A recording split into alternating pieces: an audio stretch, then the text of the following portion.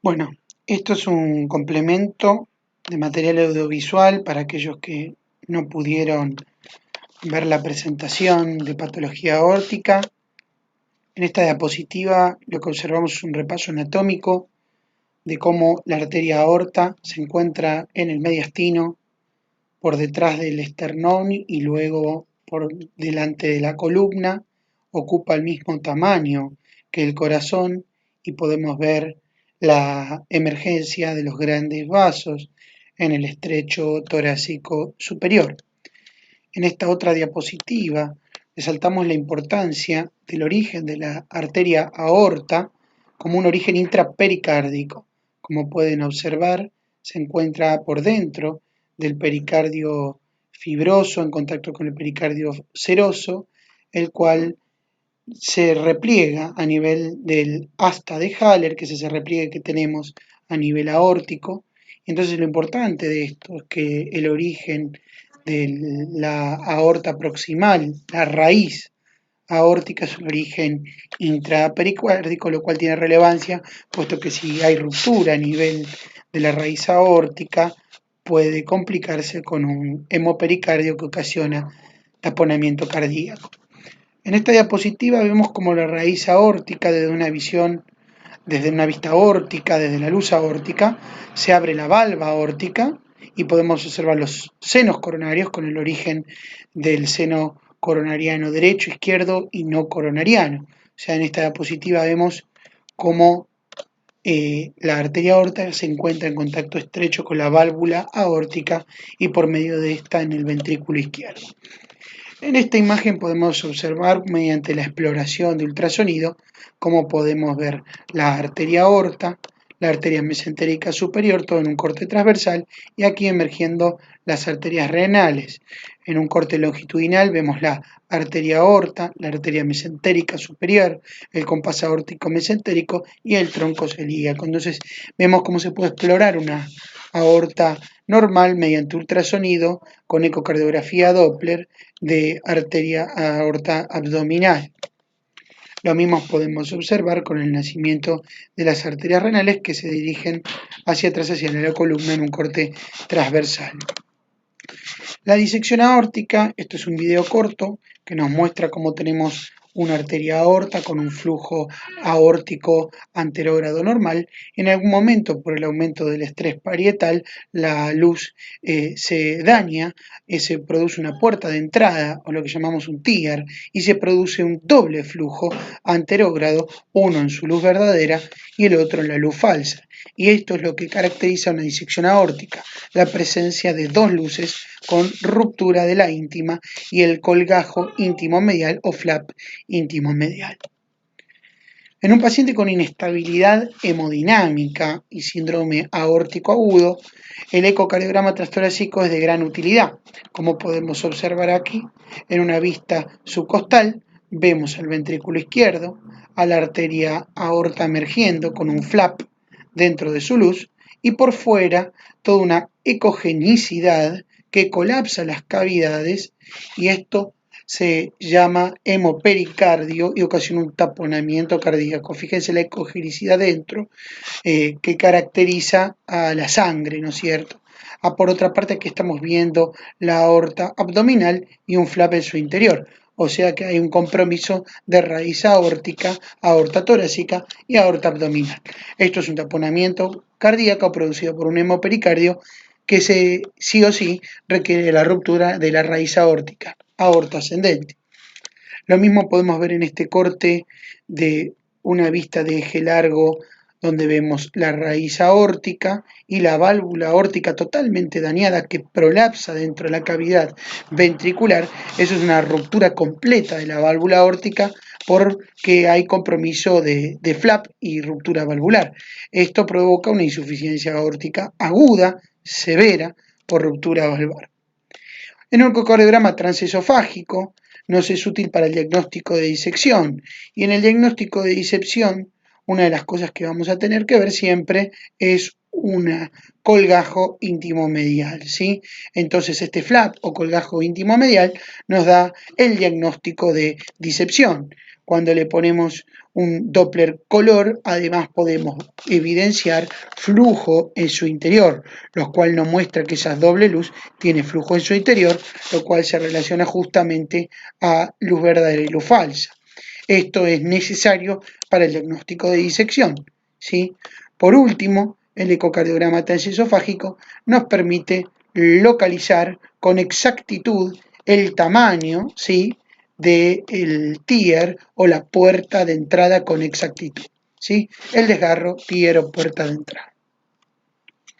Por otra parte, el ecocardiograma transesofágico nos muestra en esta imagen la arteria aorta, la válvula aórtica en contacto con el ventrículo izquierdo, no vemos dos luces, no vemos flap en su interior. Entonces, ¿qué es lo que estamos evidenciando en esta diapositiva, en este clip? Lo que estamos evidenciando es un engrosamiento de la pared aórtica, ¿sí? Y este engrosamiento con esta isoecogenicidad es característico del hematoma intramural, en este caso un hematoma intramural que compromete raíz aórtica, aorta ascendente, un Stanford tipo A. No hay dos luces, no hay flap, se visualiza el engrosamiento que, si somos estrictos, debe medir más de 15 milímetros. Esto es una imagen de la úlcera aórtica donde es más útil la tomografía, aunque puede verse en ecocardiografía. Obviamente que el calcio se ve muy bien en la tomografía y el contraste en su interior nos muestra esta imagen en sacabocado y solución de continuidad. Entonces esto es un diagnóstico, pero por tomografía, de úlcera prepenetrante. No hay dos luces, no hay flap, no hay engrosamiento. Hay una imagen cálcica, anfractuosa, con ulceración de la pared. Y para la clasificación, el ecocardiograma transtorácico y transesofágico es útil. Por ejemplo, aquí estamos viendo un transtorácico, raíz aórtica, ventrículo izquierdo, válvula aórtica, y vemos aquí el flap de disección que dilata completamente, ¿sí?, la raíz aórtica. Fíjense que este es el ventrículo izquierdo y miden que la raíz aórtica mide casi como todo el ventrículo izquierdo, o sea, obviamente está totalmente dilatada, y si tienen en cuenta que cada uno de estas marcas es un centímetro, bueno, se puede tomar noción de la dimensión. Lo mismo en este ecocardiograma transesofágico, vemos la válvula aórtica, el flap de disección, el tier con la puerta de entrada, y aquí vemos otra vez el hematoma intramural. Todo esto muestra compromiso de raíz aórtica, por lo cual es una Stanford tipo A. Disecciones y hematoma. En esta diapositiva vemos la aorta descendente, lo cual, como yo les comenté, si hay compromiso exclusivo de aorta descendente, es una Stanford tipo B. En estas imágenes no podemos decir que el compromiso es exclusivo de la aorta descendente. Lo que podemos decir es que la aorta descendente está comprometida.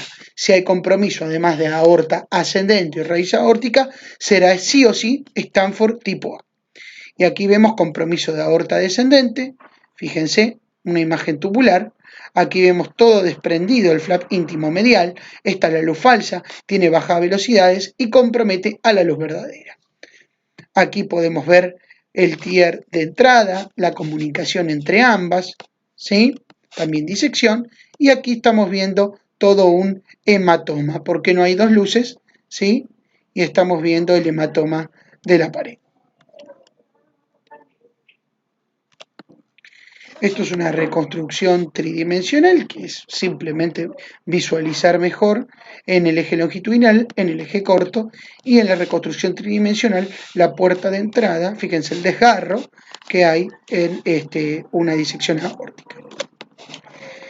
La tomografía simple, visualizamos que cuando pedimos una tomografía simple sin contraste, es muy difícil visualizar pared y disección. Fíjese que ahí se ve la arteria aorta y no podemos visualizar con exactitud el compromiso. Esta es una tomografía simple de un paciente que tenía diagnóstico de disección. Fíjense que no es de utilidad para el diagnóstico de disección. ¿Pero para qué es útil? Es útil solamente para ver el hematoma intramural. Cuando tenemos un síndrome aórtico por hematoma intramural, podemos visualizar en la tomografía simple este halo, ¿sí?, hipericogénico por fuera de la luz, ¿sí? Y la vemos mejor cuando no hay contraste dentro. Entonces, para esto es útil. Mientras que si queremos ver efectivamente la luz arterial, la angiotomografía aórtica es la que debemos pedir, ¿sí? Y ahora sí, vemos los vasos supraórticos y el desgarro, aquí, desgarro de la aorta descendente, ¿sí? Ahí vemos algo de desgarro aorta ascendente y fíjense cómo continúa todo el desgarro, arteria torácica, arteria aorta abdominal, y si seguimos vamos a ver si compromete nacimiento de arteria mesentérica, nacimiento de las arterias renales y por último compromiso en este caso de las arterias ilíacas. La angiotomografía aórtica utiliza contraste, por lo cual hay que tener precaución con los pacientes que tienen falla renal o que tienen alergia al contraste iodado. Tenemos que trasladar al paciente al tomógrafo, pero sin embargo es la técnica más utilizada frecuentemente. ¿Cuál es la contra? No vamos a ver compromiso de la válvula. La válvula la vamos a ver en un ecocardiograma transtorácico o transesofágico. Esto son todo lo que podemos visualizar en una angiotomografía aórtica. Y la angiografía invasiva. Como vemos aquí en la angiografía invasiva, podemos visualizar aquí doble luz, podemos visualizar una rémora del contraste, sin luz verdadera, luz falsa.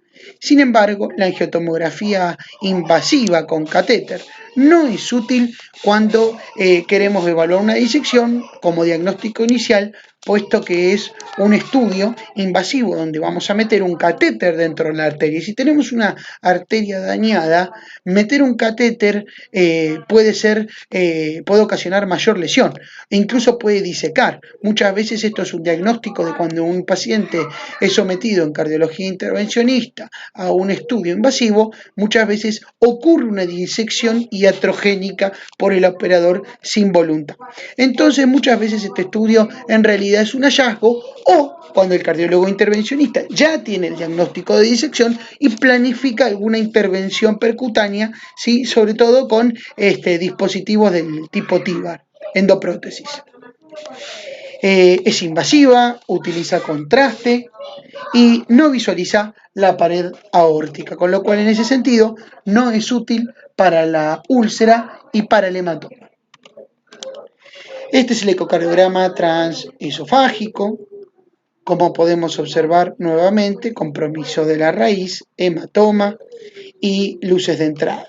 Como dijimos, el ecocardiograma transesofágico requiere en ocasiones sedación, se hace al lado de la cama del paciente y es muy útil para ver la severidad de la insuficiencia aórtica, para ver las puertas de entrada, para ver la función ventricular y para ver el pericardio y el taponamiento cardíaco. La resonancia dijimos que no es útil en patología aguda, es más útil en el seguimiento y es muy útil para ver sangrado y hematoma, ¿sí?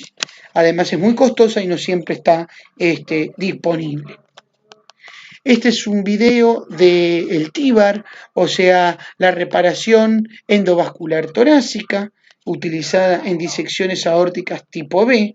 Habíamos visto que había una disección y aquí el cardiólogo intervencionista sabe que tiene una disección, planifica la intervención, por eso que de manera segura ingresa por la luz verdadera y va a desplegar este stent forrado o endoprótesis luminal que ocluye por completo la puerta de entrada, y esto lo que va a ocasionar es que no haya más flujo en la falsa luz. Al ocluir la falsa luz, esta falsa luz no tiene flujo y lo que ocasiona es una trombosis endógena, se trombosa la luz falsa y de esta manera se repara y restaura el flujo únicamente por la luz verdadera, ¿sí? Esto es una endoprótesis percutánea utilizada en una disección aórtica tipo B. Muy bien, esto es el resumen de los videos y las diapositivas que tenían imagen de esta charla.